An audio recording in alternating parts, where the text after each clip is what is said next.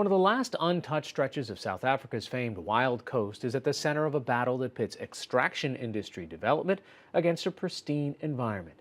It's also neighbor against neighbor among a people struggling to hold on to a centuries-old way of life. NewsHour Weekend Special Correspondent Martin Seemungal has our report. Their message is defiant: no to mining in their community. It's going to destroy our way of life completely. Tensions are high on this day in Correspondent. South Africa's Minister of Mineral Resources is visiting. He wants to hear from all sides. There are dozens of heavily armed police, and within minutes, stun grenades and tear gas. Chaos. Another twist in a saga that's been going on for over a decade. A few miles away, the source of the controversy, stunning red dunes on one of the last untouched stretches of South Africa's so-called Wild Coast. It is sparsely populated, but home to an ethnic group with a rich cultural history and distinct language, the Pondo people. They call it Pondoland, and they have lived here for centuries. To the people of Pondoland, the colors here symbolize the blood of the people, the importance of their ancestral land. But the redness is also a marker. These hills contain extremely rich deposits of a widely used metal, titanium. It is among the top 10 deposits in the world. Its potential annual revenue is estimated at $180 million. An Australian mining company, Mineral Resources Commodities, MRC, won the rights to develop the Correspondent site in 2008. Resistance to the application began the previous year when the Amadiba Crisis Committee was formed. There are 12 people on the executive and there are 3,000 members from the community. Sia Onduvela is a member of the committee, often called the ACC. Yes, once the mining comes, all this nature you can see around here, it will be destroyed. We won't see it again. Even our grandchildren, they won't see it. So for us, we have to save this nature. We have to save this land.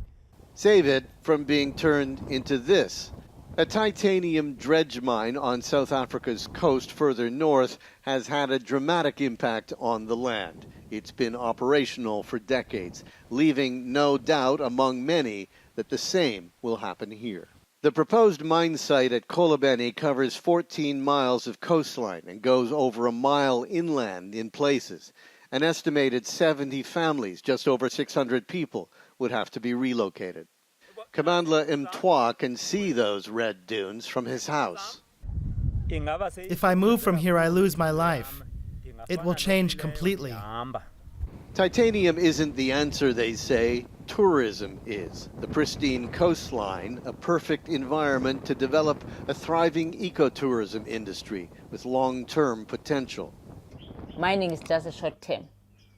As they told us, the lifespan is 22 years. After 22 years, the land is being destroyed and it's irreversible. In the face of community resistance and its own environmental questions, the South African government withdrew the original approval of 2008. 3 years ago, the Australian company reapplied and enlisted the support of the traditional Pondo chief here, Lunga Belene, and created Zolco, a community-based company, to give MRC a local footprint. But the Crisis Committee says the chief cannot consent to mining on behalf of the people. Instead, he must relay the will of the people, and in this case, they argue, the people weren't properly consulted. They took the issue to court in April, demanding that the people must have the right to say no. In November, a South Africa High Court judge ruled in their favor, stating mining rights cannot be granted without the full and formal consent of the community. Johan Lorentzen is a lawyer representing the Crisis Committee.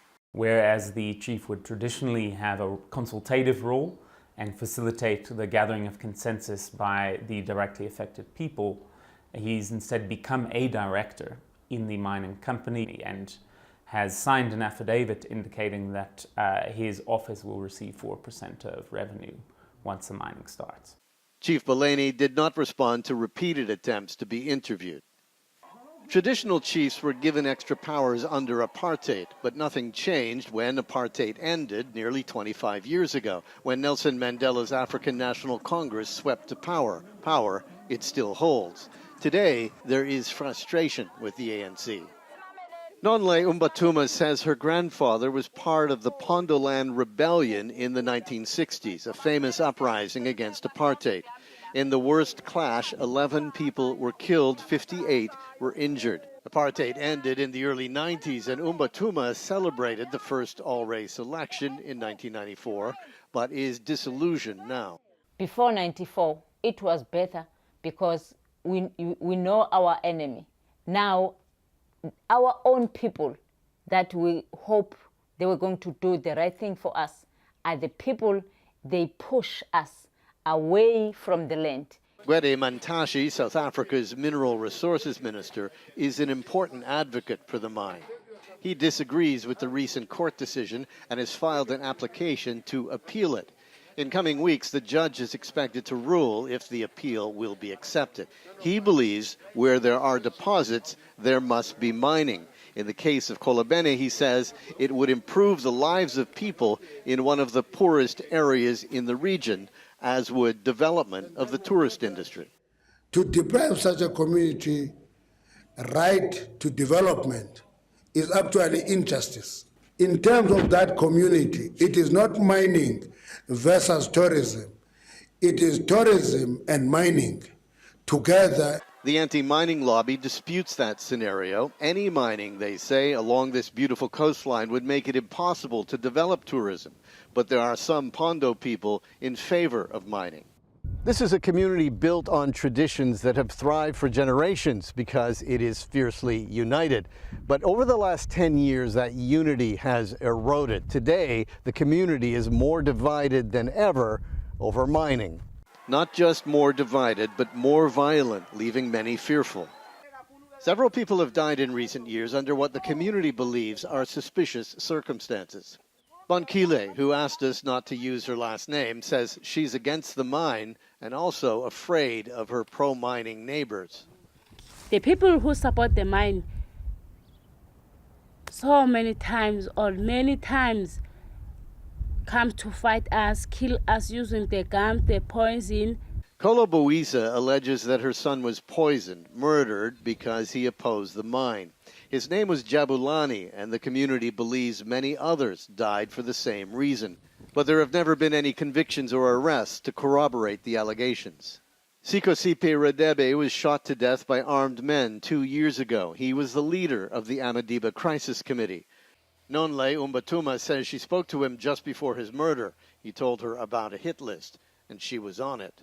To this day, she restricts her movements and often has a bodyguard. I don't have muscles to fight, but when it comes to tell the truth, I do have all that qualification to tell the world what is happening. That is why I was number one on the hit list.